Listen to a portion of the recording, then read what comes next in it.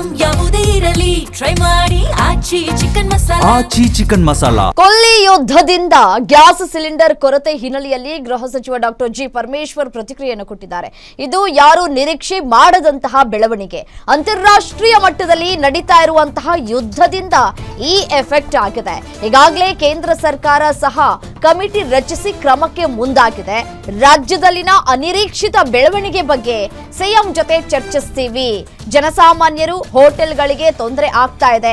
ಕೇಂದ್ರ ಸರ್ಕಾರಕ್ಕೆ ನಮ್ಮ ರಾಜ್ಯದಿಂದ ನಾವು ಕೂಡ ಪತ್ರವನ್ನ ಬರಿತೇವೆ. ಈಗ ನಾವು ರಾಜಕೀಯವನ್ನ ಹೊರತುಪಡಿಸಿ ಕೆಲಸ ಮಾಡಬೇಕಾಗಿದೆ. ಈಗ ರಾಜಕೀಯ ಮಾಡುತ್ತಾ ಕೂತ್ರೆ ಅದಕ್ಕೆ ಪರಿಹಾರ ಸಿಗೋದಿಲ್ಲ ಅಂತ ಹೇಳಿ ಹೇಳಿಕೆಯನ್ನ ಕೊಟ್ಟಿದ್ದಾರೆ. ಮತ್ತೆ ಸದನದಲ್ಲಿ ಚರ್ಚೆ ಮಾಡಿ ಕೇಂದ್ರಕ್ಕೆ ತಿಳಿಸ್ತೇವೆ ಅಂತ ಹೇಳಿ ಗೃಹ ಸಚಿವ ಡಾಕ್ಟರ್ ಜಿ ಪರಮೇಶ್ವರ್ ಅವರು ಹೇಳಿಕೆಯನ್ನ ಕೊಟ್ಟಿದ್ದಾರೆ. ಇದು ನಾವ್ಯಾರೂ ಕೂಡ ಊಹೆ ಮಾಡಿರಲಿಲ್ಲ, ಆಗಬಾರ್ದಾಗಿತ್ತು. ಬಟ್ ಆದ್ರೆ ಈಗ ಪರಿಸ್ಥಿತಿ ವಿಕೋಪಕ್ಕೆ ಹೋಗುವ ಮುನ್ನವೇ ಎಚ್ಚೆತ್ತುಕೊಳ್ಳುವಂತಹ ಕ್ರಮಕ್ಕೆ ನಾವು ಮುಂದಾಗ್ತೀವಿ.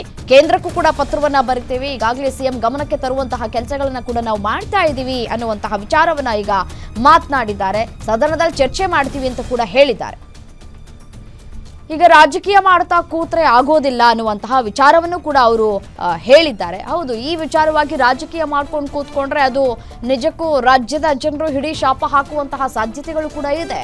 ಈಗಾಗಲೇ ಒಂದಷ್ಟು ಹೋಟೆಲ್ಗಳನ್ನ ಬಂದ್ ಮಾಡಲಾಗಿದೆ, ಇನ್ನೊಂದಷ್ಟು ಹೋಟೆಲ್ಗಳನ್ನ ಈಗಾಗಲೇ ನಡೆಸಲಾಗ್ತಾ ಇದೆ. ಇನ್ನೂ ಕೆಲವರು ಹೇಳ್ತಾ ಇದ್ದಾರೆ ಸಾಧ್ಯವಾದರೆ ಇವತ್ತು ಸಂಜೆ ಒಳಗಡೆ ಈ ಸಿಲಿಂಡರ್ಗಳು ಲಭ್ಯವಾಗುವಂತಹ ಸಾಧ್ಯತೆ ಇದೆ, ನೋಡೋಣ ಏನಾಗತ್ತೆ ಅನ್ನುವಂತಹ ವಿಚಾರವನ್ನ ಮಾತಾಡ್ತಾ ಇದ್ದಾರೆ.